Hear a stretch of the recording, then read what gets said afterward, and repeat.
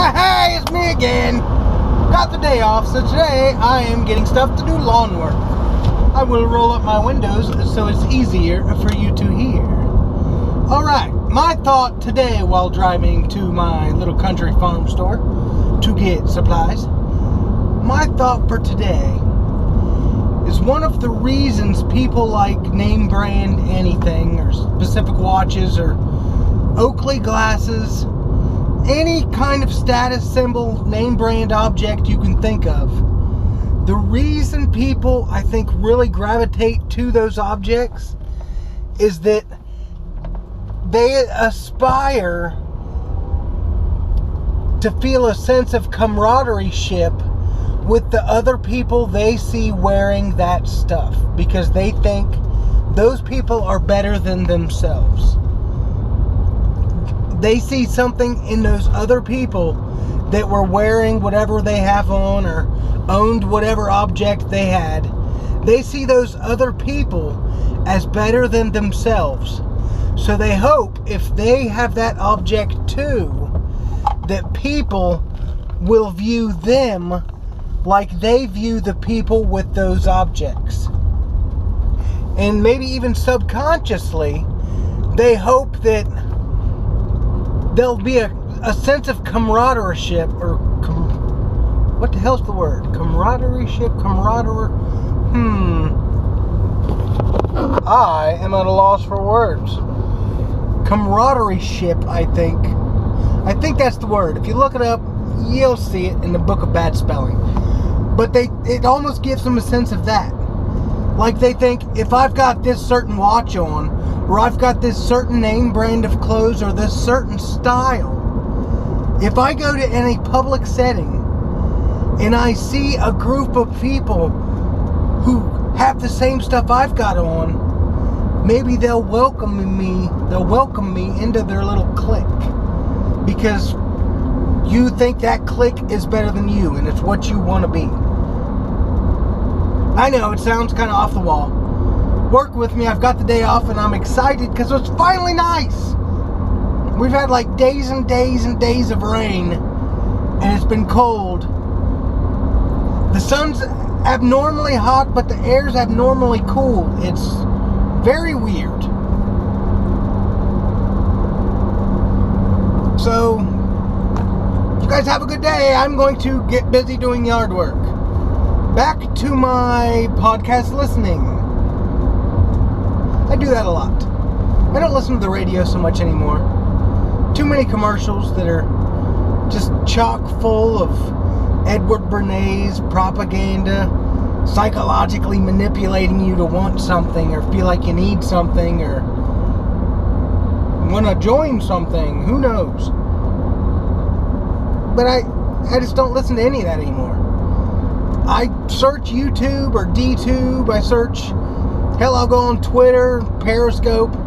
I look at all these different places and I'll just think of a topic that's made me curious. I'll think of something like electrogravitics. I wonder what that is. So I'll look it up. I'll watch a couple of videos. I'll watch a couple of more. If I find somebody who really sounds like he's done some digging and he's really looked into it because it interests them too, that's who I'll follow for a while.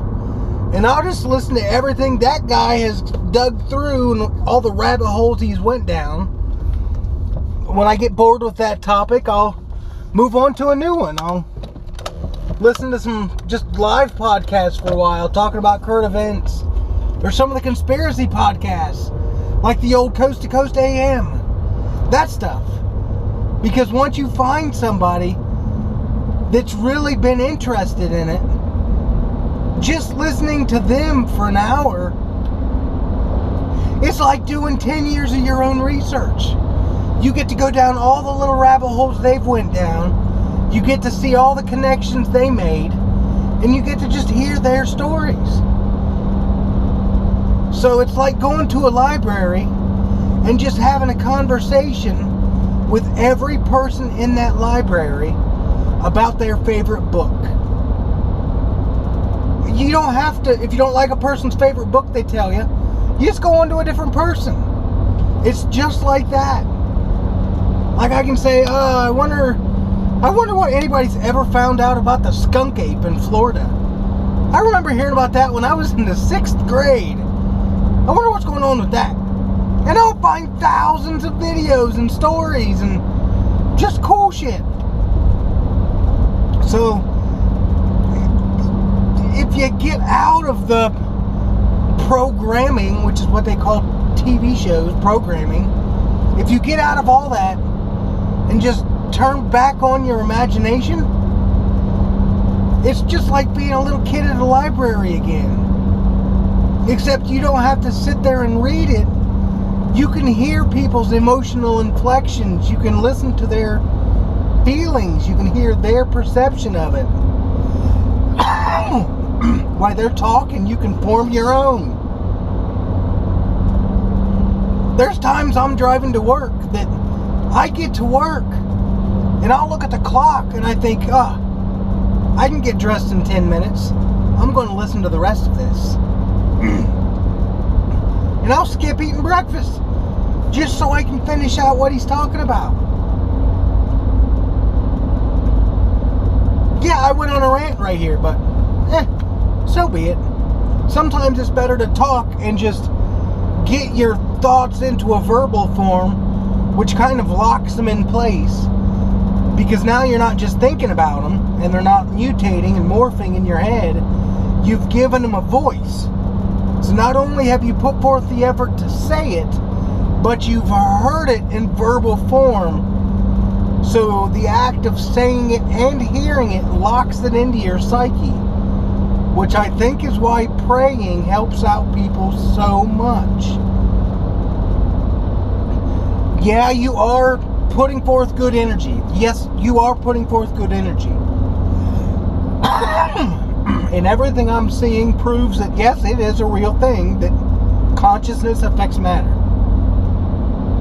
But I think the most considerable change that you can visibly see in a person comes from their own psyche, because they're making the act of thinking the thought, transmitting that into a vocalized noise that means what the thought is in their head. They're putting it into a verbal form that another person could understand. So you're transmitting thought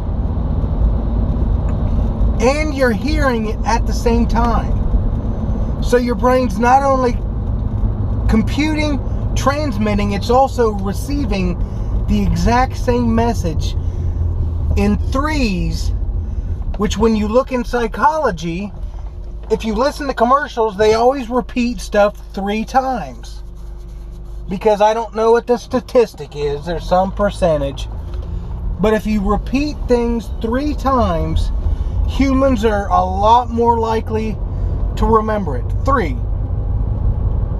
So now you're thinking, saying, and you're hearing it. So if you're praying for good things, like, Lord, give me strength to overcome this obstacle, to get out of this problem, to help this person, to be a better person. The very act of verbalizing it cements it in your subconscious psyche, which points your direction into a more favorable place for you. You are helping yourself by voicing what you want. Almost like God spoke the world into existence. You can speak your future into existence. Religion talks about prayer. Start thinking about this from a philosophical standpoint instead of a societal control methodology. Think of it more along the lines of a philosophical deduction that the foundational basis underlying the majority of religious texts indicates that being good will make you receive good. You are God. when you pray to the good things happen. But if you keep it all to yourself, if you're greedy and you don't ever voice what you want and proclaim it, then it's always constantly morphing in your head like the great deceiver. Your personal greed always takes over what you want to do and makes it more like what's best for you as an individual. So within each person is God and the devil. It's the two dualities of the human psyche. Selfish greed, service of self versus love for thy neighbor. Humanitarianism. It's all within you. The really knowledgeable ones don't want you to figure this out, because your inability to figure that out is what keeps them on top. Because as long as you think they know it all, then they know you don't think you can get as good as them. What keeps you striving and doing just stupid over and over and over again. I work in a factory. When I got hired into the factory, I thought, oh boy, this is going to be awesome. I'm going to see some futuristic stuff that we make cars with. Cars that you see commercials on TV about. Cars that I see in movies. I'm going to use technology that makes those damn things. This is going to be awesome. I get there, and it's like 1960 shit mixed with a little bit of 1982 shit, all held together with duct tape, a little bit of Bondo, a couple of tack welds, $14 of miscellaneous screws from a flea market, and a whole lot of sweat and labor. It's all about profit. It's not about progress. We are technologically advanced enough that humans, if we got rid of the top 1/2%, got rid of them, redistributed their money to automate every facet of our society. If we put the money into automation to automate every manual labor job that's in existence, then every person would be able to work 2 or 3 hours a day. But it wouldn't be work. It'd be stuff like going to an old folks home, playing games with senior citizens, people with dementia, reading stories to kids, playing with dogs, going to animal shelters. You'd have animals everywhere. You could be painting, you could be fishing, you could be cleaning up the river for a couple of hours, you could be tending to gardens, fixing food, you could be gardening, you could be doing anything, playing music, playing sports, teaching kids how to play sports, teaching kids how to play darts, how to play cornhole, how to play anything. You work for a couple of hours. Maybe you're a maintenance guy. You like tinkering with stuff. So for a couple hours a day, you go to a plant. They say, hey, we're having a problem with this robot. It's doing this every once in a while. Bob said he thinks it might be this when he was here. Tim said he thinks it might be this. Joe's got a part on order. He said it's this part number.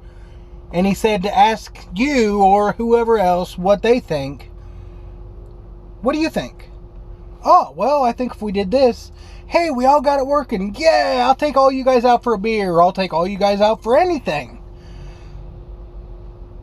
Because the top 1/2%, if you truly look at the economic figures, not the publicly traded economic figures. If you look into the dark web, if you look into Bitcoin, if you look into cryptocurrency, if you look into commodity trading, if you look into the total asset expenditure trading globally, the estimates are about $1.46 quadrillion.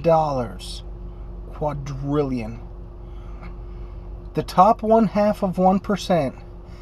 If this is $1.46 quadrillion, from here to here, $1.46 quadrillion.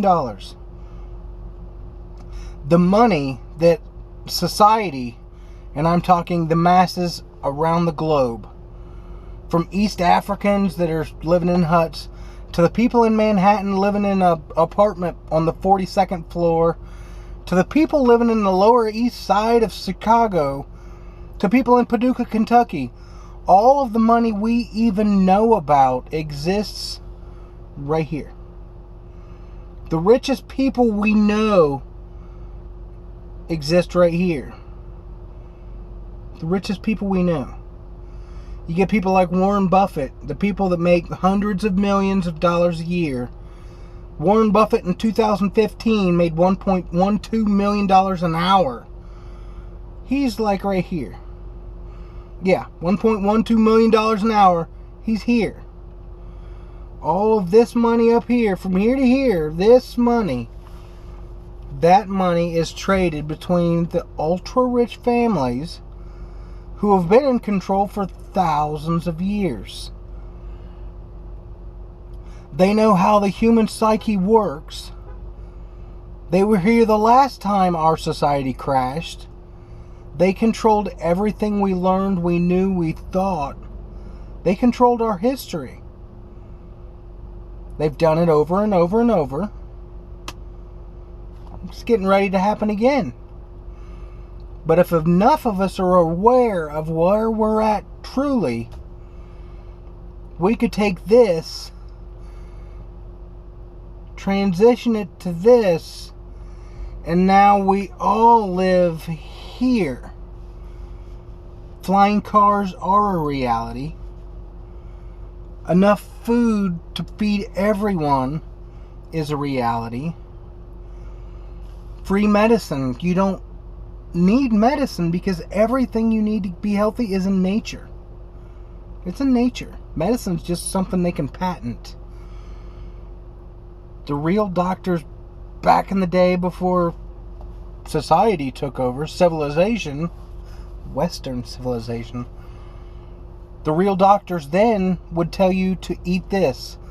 Eat some of this mixed with some of this with some water that's been soaked in this 3 times a day for a week, and you're healthy. Everything that's in medicine comes from nature. Aspirin comes from willow bark. Caffeine comes from coffee. Opium comes from poppies.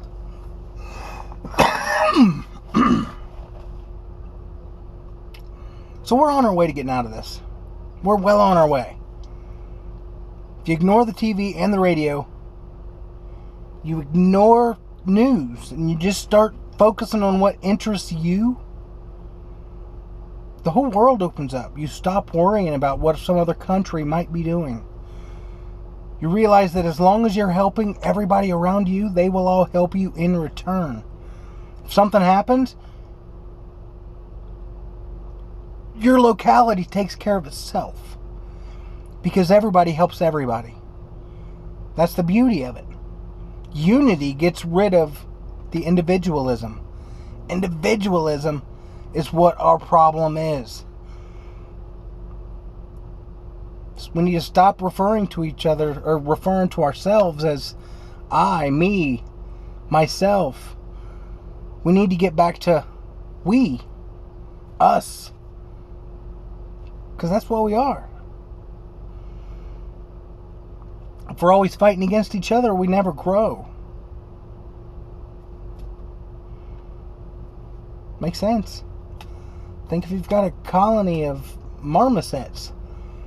If they're always fighting each other for dominance and they're killing off the males and there's only a couple of...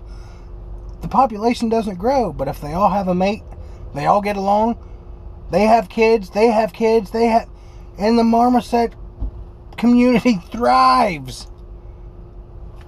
Division is what keeps us maintained. We don't need to be maintained. We need to expand. Go out. Explore. Get better. Create. Make stuff. Make stuff better. You guys have a good one. Gardening awaits.